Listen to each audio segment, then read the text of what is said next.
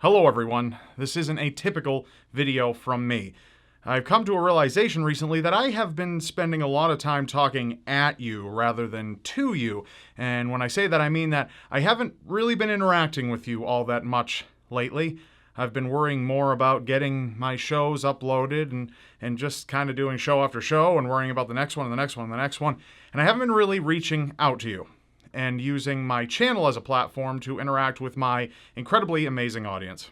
So I want to change that because you all deserve that. You deserve a lot better.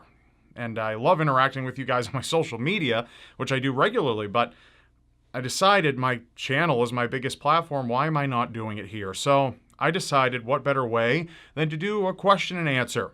And I put on Twitter recently, just use the hashtag SeriouslyAsk, and I'll search through and I'll answer some questions in a video on my main channel.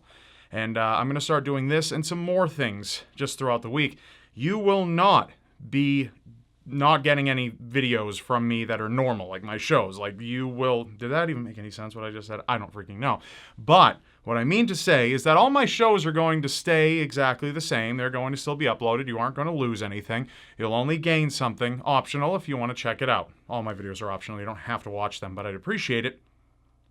So anyway, we're going to jump right into this question and answer. Got these questions off Twitter, so here we go. First question here is, what games do you plan on doing for Zombie Horse? Thank you for asking. Zombie Horse is my comedy channel. I'm not going to be doing gaming on that anymore. As far as I know, I'm going to be doing some other things, comedy-based things like I used to do on this channel. Take that as you will. And we'll see where it goes from there. But I feel that without my comedy aspect, I've just been really missing a lot of what makes me me, because naturally I don't murder people in the street. I try to make them laugh. So that's kind of the first thing that comes to my mind when I meet someone new or just some old friends.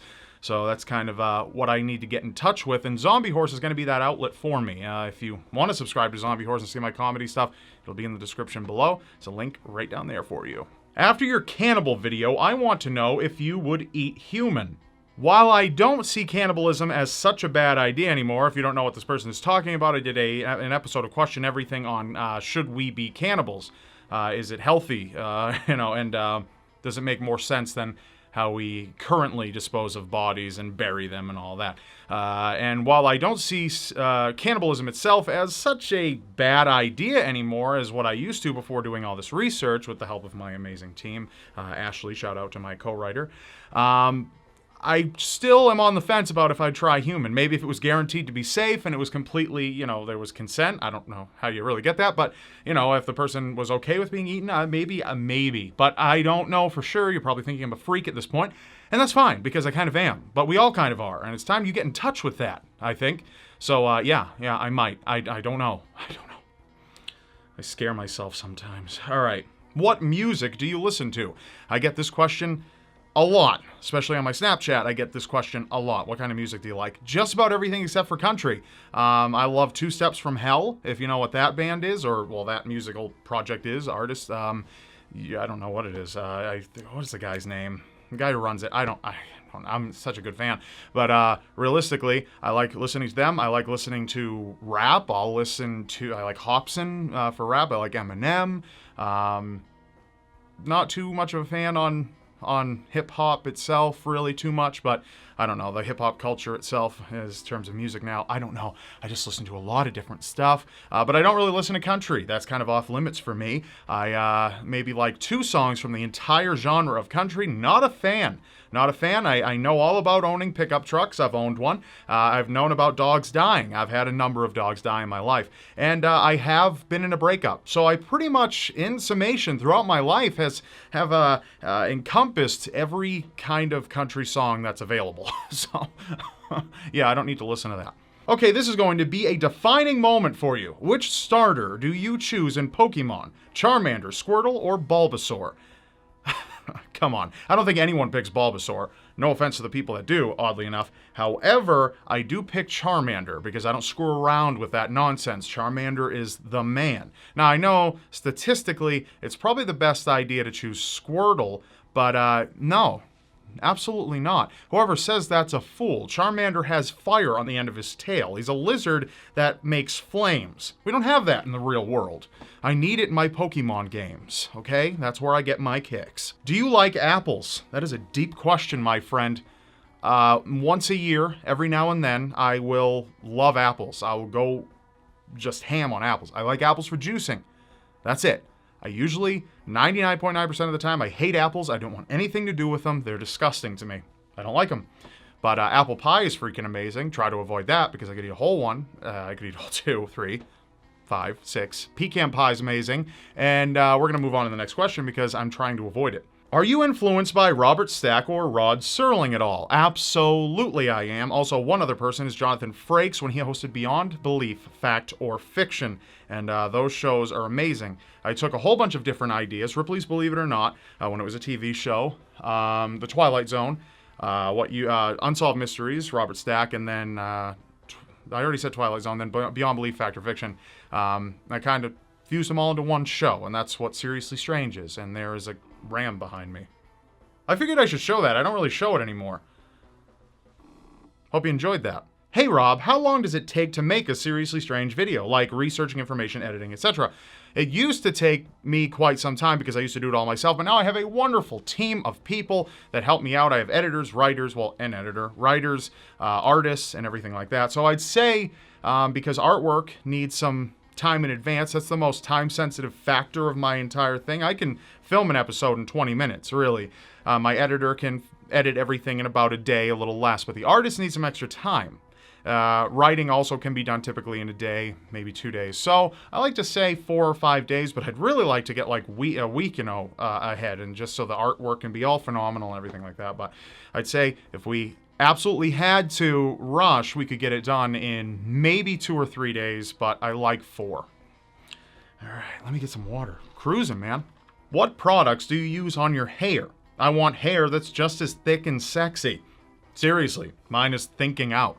I think you meant thinning out, but I don't know. Maybe your hair's thinking. My hair's thinking about all the products I don't use. I don't really use anything. I do use women's shampoo, though. I don't like men's shampoo. It's kind of abrasive. I just really don't care for it. And the smell doesn't really last that long for me anyway, in my experience.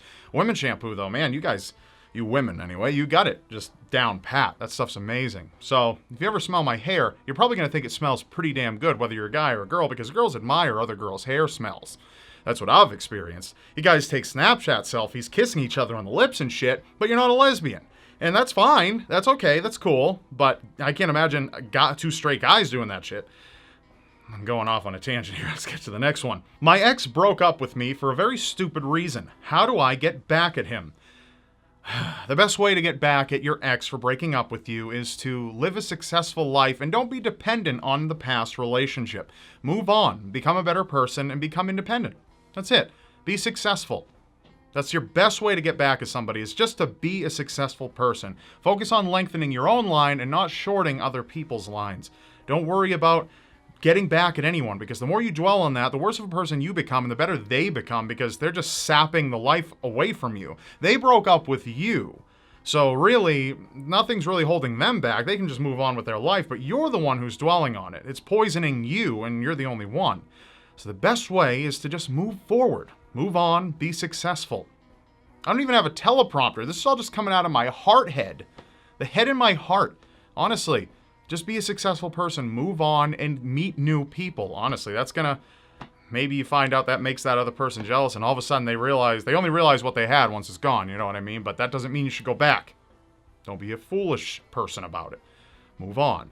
Be good. Be successful. I wish you the best. Do you remember the first time you got recognized in public? Yes, I do. Shout out to Oscar, who recognized me in Spencer's Gifts, and we took a photo, which I can't find right now, in front of all the dildos unintentionally. Hi, Oscar. Seriously, Rob, what's your favorite horror movie plot? See what I did there? Seriously, Rob, because seriously ask. I get you. Favorite horror movie plot? I don't know. A lot of horror movies suck, but I love 28 Days and 28 Weeks Later, and I'm excited for 28 Months Later. I love those because they're kind of practical. You know what I mean? It's not like the zombie apocalypse where these things like should be dead, but for some reason they're not dead. What the hell's up with that? But they're, it's the rage virus. It's actually kind of a tangible kind of possible thing. I love it. I love the 28 days later and 28 weeks later. I love that stuff. So that I would, off the top of my head, that would be my favorite, but I'm sure there are others that I'm not thinking of. What would your drag name be? I don't know. That's a good question. Not sure why I picked it because I have no idea. My drag name. Let's just do Trebor. I don't know. If that's my name backwards, I don't freaking know. Or if you call me Robert, which I don't really like. But just call me Madame Trebor. Yeah, that's badass, right? That's pretty awesome. All right, cool. We'll move on then. Do you like dogs or cats better? I love them both. Triumphantly, really. I'm a dog person, though.